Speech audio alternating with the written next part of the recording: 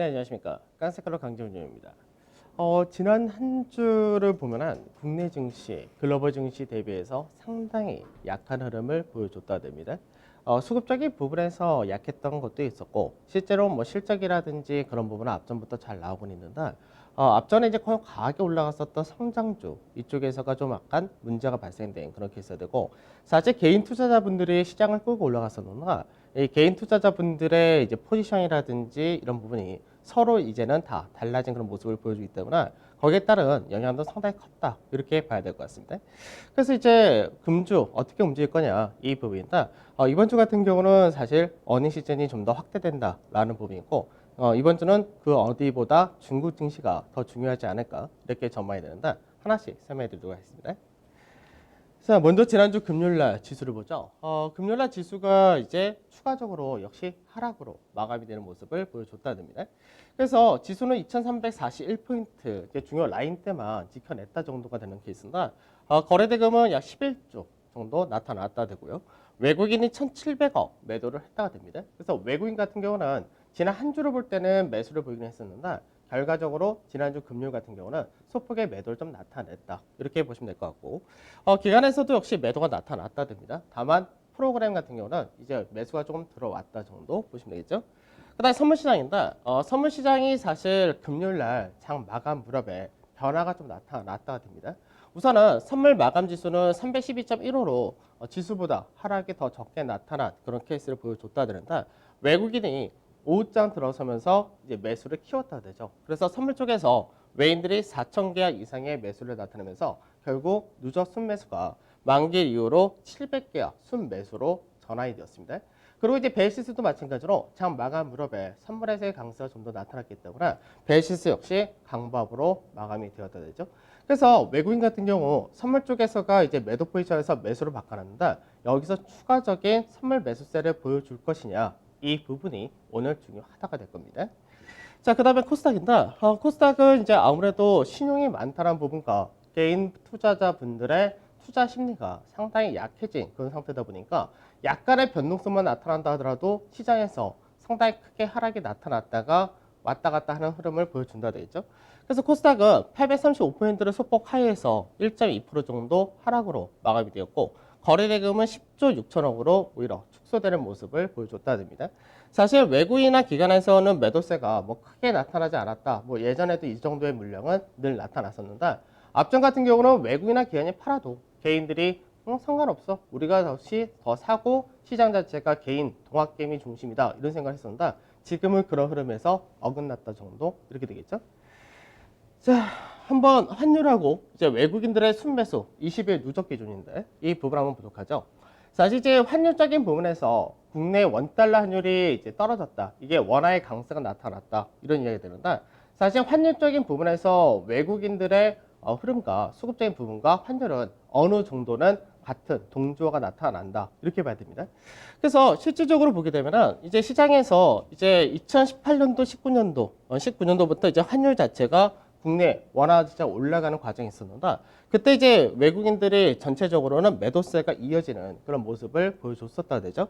그래서 실질적으로 이제 국내 증시가 가파르게 올라가기 시작했던 그런 구간이었으니 외국인들 매수가 들어왔다가 아니라 외인들 매도가 축소가 되었다 됩니다. 그래서 환율 같은 경우가 실질적으로 이제 중요했던 가격대를 완전히 돌파를 했다. 그 라인대가 1170원에서 1150원 이 사이였는데 이 구간대 환율 같은 경우가 지금 현재는 올라왔다 되죠. 그럼 환율이 올라온 만큼 외국인의 매수가 들어왔느냐 이 부분인데 실제로는 외국인의 매수는 아직까지 그렇게 크지는 않다 됩니다. 다만 들어오는 방향, 지금 매도 자체가 줄어들었다 되는데 경제지표 볼 때하고 비슷합니다. 방향이 중요하다 이렇게 보셨는데 방향 자체가 외국인들이 그러면은 현재는 매도가 나가지 않는다. 소폭이나마 매수가 들어온다 되겠죠. 그래서 시장에서 추가적으로 강한 모멘텀이 어디서 나올 거냐 여기에 따라서 외국인의 매수가 확대될 거냐 이 부분이 중요하다가 될 겁니다. 그래서 이번 주 같은 경우는 중국에서의 경제지표가 워낙에 중요하기 때문에 중국의 경제지표가 중요하다가 될 것이고 이제 미 대선이 보름 정도 남았는데 미 대선의 결과가 어떻게 나타날 거냐 이 부분 역시 중요하다가 될 겁니다. 그리고 외국인 들어올 때는 국내 기업에 대한 실적이라든지 이런 부분 역시 같이 보면서 들어온 케이스인데 실적은 여전히 좋다는 부분은 변함이 없다라고 보시면 되겠죠. 자, 해외 증시 보도록 하죠. 중국 같은 경우는 소폭의 강보합으로 마감이 되었습니다. 그래서 중국은 3,320포인트라는 가격대가 앞전부터 계속해서 이어져 왔었던 중간 마디 가격인데 그 라인대를 돌파를 하고 지지받는 과정 동일했다가 되겠죠. 우선은 이제 오늘 3분기 GDP라든지 산업 생산이라든지 소매 판매라든지 중국에서 굉장히 중요한 지표들이 발표가 있다는 부분이 금요일 날 중국 증시에서의 하락을 제한시키는 요인으로 작용됐다. 이렇게 보시면 될 것 같고요. 외국인의 매수 규모가 최근 들어서 많지는 않지만 꾸준하게 이어지고 있다는 부분도 국내 증시와 비슷하다고 생각하셔도 될 것 같습니다. 자, 그다음 미증시인데 미증시는 이제 장 중에 이제 강세를 좀 띄우다가 장 마감 무렵에 약간 변동성이 나타나면서 결국은 혼조세로 마감이 되었다 됩니다. 좋게 나왔다라는 부분은 소매 판매라든지 소비 심리 지수라든지 이런 부분은 긍정적으로 나타났다 되는데 반대로 확진자 수가 증가가 된다라는 부분과 산업 생산에 대해서는 부진한 지표를 보여줬다 됩니다. 그러니까 이 얘기는 소비자들의 심리는 괜찮다 이렇게 되는데 실질적인 공장 가동이라든지 생산이라든지 이런 쪽은 차질을 빚고 있다. 이렇게 보셔야 되는 거고요. 그 다음에 화이자에서 이제 11월 백신에 대한 긴급 사용 신청을 할 것이다. 라고 발표를 했습니다. 그래서 화이자 같은 경우는 이제 여태까지 이제 10월달, 11월달 뭐 임상 결과 발표한다는 기업들이 상당히 많았었는데 대부분이 임상 중단했다가 재개를 하고 이런 과정이 좀 있습니다. 근데 화이자 같은 경우는 11월달 말 정도에 이제 신청을 할 것이다. 라고 발표하면서 백신에 대한 기대감을 다시 일부 만들었다 됩니다. 그 다음에 이제 금요일날 미국에서의 옵션 만기일이었습니다. 실제로 이제 옵션 만기를 앞두고 경계감이 굉장히 컸었습니다. 근데 실제로는 옵션 만기가 장 막판 무렵에 기술주들을 중심으로 조금 변동이 나타나겠지만 무난히 끝났다라고 보시면 되겠죠. 변동성 지수는 소폭 상승해서 마감이 되었고요. 그 다음에 유가 같은 경우는 뭐 큰 차이는 없었다 정도. 그다음 MSCI 코리아 인덱스 마찬가지로 MSCI 코리아 인덱스 딱 보합해서 마감이 된 모습이었습니다. 그러니까 금요일날 국내 증시가 하락을 했는데 큰 차이가 없었다는 거죠. 그 다음에 달러 인덱스 역시 소폭의 하락이었고 원달러 환율 소폭 상승해서 마감이 되는데 이게 수정이 조금 안 됐네요. 자, 중국 지수 한번 보도록 하죠. 중국 주봉 그림입니다. 주봉상에서의 차트를 보게 되면 시장에서 이제 코로나로 인해서 시장이 무너졌었던 시기가 이때였죠. 그리고 나서 중국 증시가 반등이 나오고 굉장히 가파른 상승을 보였을 때가 약 16주 동안에 22%라는 급등이 나타났던 그런 케이스였습니다. 근데 이때 급등이 나타날 때 또 하나의 배경이 뭐였냐면 2분기 GDP 성장률이 발표되었었는데 2분기 GDP 성장률이 바로 회복을 했다. 이 부분이 중국 경기가 회복이 빠를 수 있다라는 기대치가 같이 들어왔던 그런 케이스였습니다. 그러고 나서 단기 상승 이후에 조정을 상당히 길게 겪었다가 되죠. 그래서 조정 일수가 이제 주간상으로 볼 때 지난주까지 15주였었는데 이제 이번 주가 16주 차가 들어온다 됩니다. 그래서 차트상에서는 16주간의 상승, 16주간의 조정 이렇게 마무리가 될 수 있는 그런 케이스가 되기도 한다. 여기서 3분기 GDP라든지 이런 쪽이 어느 쪽으로 방향을 틀어줄 거냐. 그래서 시장에서 예상하는 경제 지표만큼 나온다. 이렇게 될 경우는 중국의 경기가 가파르게 회복하고 실제로 중국의 경기 자체는 V자 반등을 한다. 이렇게 되기 때문에 중국에서의 추가적인 강세가 실제적으로 더 나와야지 맞다 되겠죠.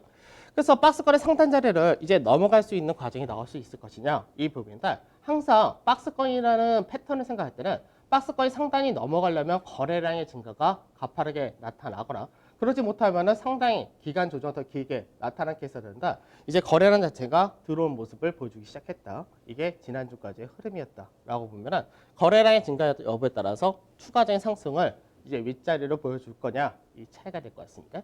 그래서 중국이 이제 윗자리를 넘어가는 과정이 나온다면 국내 증시도 다시 어느 정도는 동조가 돼야지 맞는다 되겠죠. 특히나 신흥국에 대해서 자금이 들어올 때 중국이라는 국가가 신흥 시장에 대한 비중을 워낙에 크게 차지하고 있기 때문에 이 역시 중요하다가 될 겁니다. 자, 경제 지표 한번 보도록 하죠. 중국 같은 경우가 이제 실제로 경제 지표를 보게 되면은 2017년까지는 어느 정도 계속해서 하향이 될 수밖에 없죠. 규모가 커지니까. 근데 이 부분이 좀 더 하락이 가파르기 시작하게 나타난 부분이 결국은 미중 간의 관세라든지 이런 쪽에 대해서 문제가 되면서 나타났다 그랬는데 그러다 코로나가 발생되면서 마이너스 6.8%라는 이제 아주 큰 폭의 GDP 하락이 떨어졌다 됩니다. 그러고 나서 2분기 발표가 3.2%가 나타났고요. 그리고 이제 현재는 컨센서스가 5.6% 이렇게 얘기를 하고 있는데 5.6%라면 현재 결국은 중국의 경기라는 부분은 V자 반등이 나타난다가 되기 때문에 그래서 오늘 발표되는 중국에서의 GDP 성장률이 굉장히 중요하다가 됩니다. 그리고 또 하나가 소매 판매와 산업 생산인데 사실 전체적으로 보게 되면은 산업 생산보다 소매 판매가 항상 위에 있었죠. 이게 왜 그러냐면 생산은 꾸준히 하는데 시장에서 어느 정도 재고가 확연하게 줄지가 않고 유지를 한다 정도의 수준만 되고 있는 상태에서 소매 판매가 좋아지냐 안 좋아지냐 여기에 눈치를 봤다는 얘기하고도 똑같습니다. 근데 이제 코로나 이후로 무너지고 나서 지금 먼저 반등이 강한 쪽이 어디냐? 산업 생산이 되겠죠. 왜 그러냐면 그동안 시장에서 공장이라든지 이런 것들 셧다운하다 보니까 생산 자체를 못하면서 자연적으로 재고 조정이 좀 나타난 케이스였고 중국뿐만 아니라 유럽이나 미국이나 이런 쪽도 생산 자체가 정상화되지 못하는 그런 과정을 나타나다 보니까 오히려 중국이 다시 한번 생산을 많이 하고 그 부분을 수출하고 이런 과정이 나타났다 됩니다. 그래서 산업 생산 같은 경우가 지금 전년 대비해서 5.8%까지 올라온다 이렇게 되면은 예전 수준을 소폭 상회한다 이렇게 되는 거고요. 그다음에 소매 판매는 이제 나중에 서서히 따라오겠죠.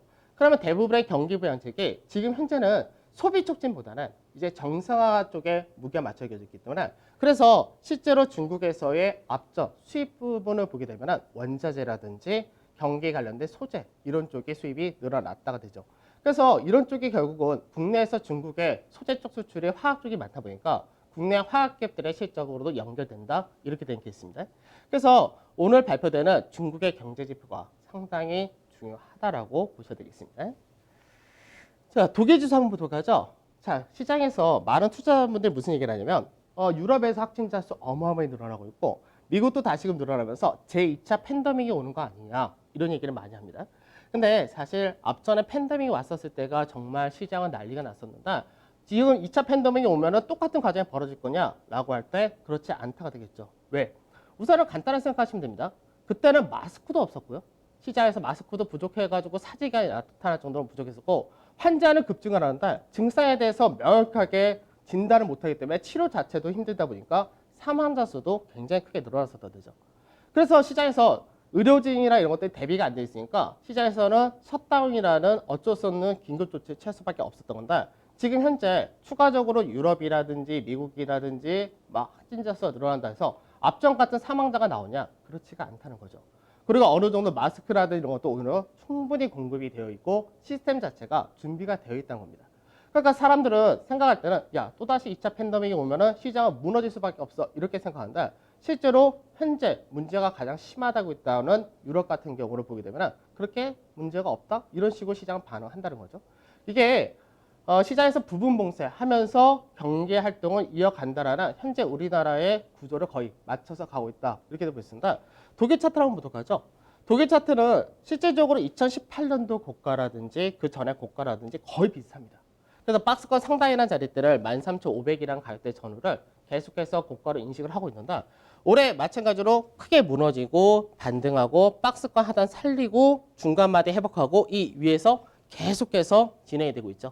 그러다 보니까 실제적으로 독일 증시 같은 경우가 지금 현재 밑으로 크게 빠지도 않고 왔다 갔다 하고 오히려 이제 앞전에 7월 달에 저점 대비했을 때는 현재 한 4% 정도 상승 중이고 그리고 최근에 9월 달에 저점 대비했을 때도 마찬가지로 약 3.53% 정도 상승을 하고 있다고 되죠. 그럼 무슨 얘기냐? 실제로 지금 시장에서 독일 같은 경우 독일을 비롯한 유럽 같은 경우가 굉장히 안 좋고 모두 안 좋고 한데 왜 주가가 무너지지 않고 계속해서 매물을 소화하는 과정을 보이느냐? 시장 자체가 기대치도 가지고 있고 결국 현재 추가적인 코로나 확진자가 발생한다 해서 시스템적인 붕괴로 나타나지 않을 것이다 라는 관점도 가지고 있다는 겁니다. 그러면 실제로 언제 넘어갈 거냐 라는 부분을 보면은 넘어가려면 어떻게 해야 돼요? 거래량의 증가가 나타나야 된다 이 부분이 되겠죠. 그래서 거래량의 증가가 나타나는지 여부 이 부분이 상당히 중요하다가 될 겁니다. 자 그러면 이제 차트상에서 이제 밸류적인 부분을 한번 보도록 하죠. 밸류를 보면은 사람들이 지금 시장에서 실적이 잘 나온다 이게 어떤 의미를 가지느냐 사실 밸류 부담을 없앤다 이 의미를 가지는데 지금 보게 되면은 미국 같은 경우가 퍼로 따질 때 12개월 포워드인데 현재 퍼로 봤지만 22.6% 굉장히 비싸죠. 이게 5년 정도의 평균을 볼 때는 약 17에서 18 정도를 나타냈었는데 굉장히 높게 올라와 있다는 얘기입니다. 근데 유럽 역시 어떻게 하냐? 유럽 역시도 예전의 평균보다 훨씬 더 높게 형성이 되어 있다 되죠. 그리고 일본도 마찬가지고요. 근데 아시아 같은 경우는 5년 평균을 생각할 때는 뭐냐면 아시아를 비롯한 신흥국 같은 경우는 지난 트럼프 집권 시기를 생각할 때 이때 신흥국 같은 경우는 오히려 굉장히 주가가 움직이지 못했던 그런 케이스가 되기도 하는데 우선은 5년 평균을 보더라도 마찬가지로 조금 올라왔다 정도는 되어 있습니다. 그러면 여기서 딱 볼 때 특징이 뭐냐면 기축통화 국가라고 하는 선진국 같은 경우가 유동성의 효과를 확실히 봤었다라고 얘기를 하는 거고요. 그 외적인 국가들은 평균보다 역시 주가는 올라와 있다. 그런데 이 부분이 그렇게 비싸냐라는 부분을 볼 때 전 세계 평균 자체가 앞전에는 16에서 17% 정도 됐었죠. 그러면 지금 현재 아시아는 그 수준 정도를 맞춰놨다. 이렇게 보기 때문에 실제로 지금 현재 펄어볼 때는 가장 비싸다 쪽은 미국이라든지 유럽 이런 쪽이 비싸다라고 얘기해야 되는데 이쪽의 주가가 현재 크게 빠지지 않는다. 이렇게 된 거죠. 그래서 이 부분은 향후 경기에 대한 기대치를 가지고 있다. 그리고 향후 기업들의 실적이 좋아질 거다. 이런 쪽도 되어 있습니다. 그 아시아 시장에서 실제로 어떻게 되냐? 아시아 시장에서 보이는 가장 비싼 국가들은 뭐 인도라든지 호주라든지 이런 데가 굉장히 비싸다가 되겠죠. 근데 현재 국내는 어떻게 되냐? 국내가 한때는 또 퍼 자체가 14까지 올라가기도 했었는데 지금 현재 12.2까지 낮춰져 있는 그런 상태입니다. 이 부분은 그래서 실적이 중요한 건데 실적이 잘 나왔고 그러면 3분기 실적이 좋다는 거는 향후 내년에 대한 기대치를 가져가는 그렇게 써야 되기 때문에 실적에 대한 전망이 상향된다는 부분이 국내 증시가 12.2% 정도로 굉장히 싸다는 거죠. 중국 같은 경우도 지금 현재는 15.4. 그러니까 상대적으로 다른 아시아 국가 대비해서 좀 더 싸다가 정도 되어 있습니다. 그래서 실제로 오늘 중국에서가 강한 흐름을 보여줄 수 있을 거냐, 이번 주 상승을 좀 더 이쪽 방향 무게를 실어줄 거냐, 이 부분이 상당히 중요하다는 거고 국내 증시를 현재 볼 때는 밸류사에서 부담이 없다는 겁니다. 다만 이 밸류사에서 부담이 없다는 것이 대형 쪽에서가 부담이 없는 거고 중소형이나 코스닥 같은 경우는 실제로 밸류 자체가 굉장히 좀 높은 그런 케이스이기 때문에 시장 자체가 그래서 차별화된다 정도는 생각하셔야 되겠죠. 자, 금요일날 시장 간단하게 보죠. 금요일날 시장 보면은 이제 전체적으로 지수는 0.8% 정도 빠졌고 코스닥이 1.2, 대형이 0.645, 중소형이 1에서 1.3% 정도. 그러니까 아무래도 중소형 코스닥 쪽이 좀 더 하락이 컸다 되는 거고 강세를 보면은 강세가 다 나눠지긴 하는데 유틸리 쪽에 강세를 띄었다 되고요. 건설 강세 띄었고 철강이 강세 띄었다. 방어 소비재라든지 은행 역시도 소폭의 보합권 전후 나타내줬다 되죠. 근데 자동차 같은 경우는 완성차가 좀 하락이 컸었다라고 하는데 완성차 역시도 실적 발표를 앞두고 시장의 경계감이 확대되었고 개인들의 비중 컸었다라는 부분에서 좀 떨어졌다 되겠죠. 그다음 화학 역시 동일한 그런 케이스가 될 거고요. 그리고 이제 제약이라든지 IT도 역시 소폭의 하락을 보여줬다 정도 보시면 되겠습니다. 자, 수급을 보죠. 한 주간의 수급을 보면은 수급 자체가 외국인들이 이번 주도 결국은 현물에서 매수로 마감이 되었다 됩니다. 그래서 외국인이 수급적인 부분에서 2주 연속 현물 쪽에서는 매도가 아닌 매수세가 이어진다 되는 거고요. 기관에서가 매도가 좀 나타났다 정도는데 예전에는 기관에서 매도가 1주, 2주 나와도 개인들과 다 소화했다 그러는데 지금은 기관에서 매도가 나와서 개인이 소화한다 하더라도 실제로는 지수 자체가 체감이 틀리다 되겠죠. 그래서 개인들이 예전만큼 적극적으로 매매를 하는 것도 아니고 지금 현재는 손실을 봐서 투자 심리 자체가 무너진 개인분들도 있고 괜찮아 나 모아 갈 거야 라는 개인들도 있고 다 나눠졌기 때문에 그렇습니다. 그다음 코스닥은 동반 매도 아무래도 차별이 약간 나타난다 이런 부분이 수급에서도 동일하다 되는 거고요. 그 다음에 선물 쪽에서는 외인들이 매수를 강하게 하면서 외인들이 전체적으로 선물 쪽에서 바꿨다 됩니다. 그래서 지난주는 시장에서 전체적으로 보게 되면 외국인이 현물과 그리고 선물에서 동반 매수를 했다 이렇게 보시면 되겠습니다. 자, 그 다음에 성장과 가치라는 관점 한번 우리 보도록 그죠? 3주 지난 한 주 동안의 등락을 보게 되면 지난 한 주 동안의 지수는 2.1% 빠졌습니다. 그래서 다시 2.1% 하락하고 시장에 대해서 비관적으로 갑자기 바뀌거나 할 필요 없는데 실제로는 이제 2.1% 내에서도 차별화가 너무나 크다 보니까 체감 자체가 별로 하락을 못 느껴 오히려 수익이 나신 케이스가 되기도 하고 반대로 대부분이 손실을 좀 크게 보셨다 이렇게 되시는데 대형 지수 같은 경우가 1.7% 빠진 반면에 중소형이 3에서 2.2%대 후반 코스닥 같은 경우가 4%대 이렇게 하락했기 때문에 체감의 차이가 많이 나타날 수밖에 없다 되겠죠. 그래서 전체적으로 볼 때는 시장에서 항공해운 이쪽에서가 상당히 강하게 움직였다 그러는데 해운 쪽도 모멘텀이 있었고 항공 쪽도 모멘텀이 있었고 현대 글로비스가 상승을 많이 했다는 부분도 있습니다. 그다음 유틸리티도 역시 상승을 강하게 했죠. 그래서 한국가스공사가 강했고 그다음 한국전력도 어느 정도 강세가 보여줬고 철강 역시도 강세로 마감이 되었죠. 철강에서는 현대제철이 부생수소 관련해서 모멘텀을 받으면서 강세 뛰었다가 된 케이스. 그다음에 이제 IT 같은 경우 0.58% 하락이 되니까 시장 대비해서 하락이 별로 없었다 되는 거고 은행도 마찬가지였고요. 건설도 마찬가지 동일한 케이스였습니다. 그러니까 하락이 크게 떨어진 쪽이 어디였었냐? 제약, 서비스, 음식료 그리고 2차 전지를 비롯한 화학, 그 자동차 이런 쪽에서 하락이 좀 컸다 그런다. 상대적으로 개인들이 많이 올라갔었고 성장에 따른 모멘텀이 강했던 쪽 이런 쪽이 많이 떨어졌다 됩니다. 그래서 실제로 이제 성장이냐 가치냐 이제 이 말이 슬슬 시장에서 많이 나오기 시작하죠. 그래서 시장에서 이렇게 불안하니까 실적에 좋은 경기 민감 가치를 봐야 된다. 이제 이게 얘기가 나오기 시작하는데 차이가 뭐냐면은 먼저 준비한 사람과 아닌 사람 차이입니다. 그러니까 저 같은 경우는 사실 지금 시장에서 현금 보유를 해야 됩니까? 라고 하면은 저는 현금이 없습니다. 이 부분은 추석 전부터 거의 동일하다 그러는데 왜냐하면 시장에서 지금 현재 강세 트렌드가 어느 쪽에 무게추가 실어졌느냐 이 차이가 되는 건데 앞전 같은 경우가 시장이 무너지고 코로나 사태 들어오고 비대면이 들어온다. 앞으로 시장은 이 비대면이 이제 움직일 수밖에 없다. 이런 식으로 되면서 성장이 굉장히 가파르게 움직였죠. 그러고 나서 나중에 서서히 경기 관련 쪽도 움직인다 되면서 4월에서 6월달 같은 경우는 시장에서 경기 민감과 그리고 성장이 같이 순환이 되면서 움직였던 그런 시장이었습니다. 그러고 나서 다시 한번 2차 팬데믹이 들어온다부터 해가지고 막 말이 많이 나왔었죠. 국내 자체로도 코로나 재확산이 되고 그래서 그 사이가 가치주가 성장주가 한 번 더 튀는 그런 과정이 나타났었는데 그리고 나서 이때부터 계속해서 성장 같은 경우는 하락이 커지고 가치 같은 경우는 상대적인 강세가 계속 이어진다는 겁니다. 그러니까 이게 연초 대비해서 약 30% 정도의 차이가 있다는데 실적이란 부분은 성장하고 상관이 없다고 했었죠.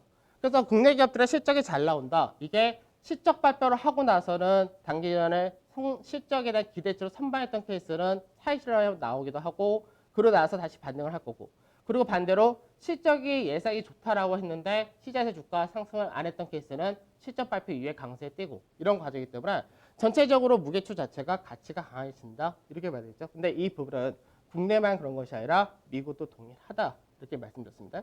그래서 연말까지는 아무래도 경기 민감 가치가 강세를 띌 수밖에 없다 이렇게 되는 거고 사실 성장이라는 부분이 무조건 이제 경기 민감 대형 가치주 같은 경우 성장이 없어 이게 아니라 실적 성장하는 것도 있고요. 그리고 회사 자체적으로 구조적인 개선을 통한 질적 성장이 가능하기도 합니다. 그래서 성장이라는 타이틀은 항상 여기로 갔다가 저기로 갔다 왔다 갔다 하는데 한쪽의 앞전에는 너무 과했던 부분이 문제가 되었다 정도 체크를 하셔야 되겠죠. 그래서 지금 현재는 확연하게 트렌드 자체가 성장보다는 가치다라고 현재는 맞춰져 있다고 보셔야 됩니다. 자, 그 다음에 시간이 얼마 없죠.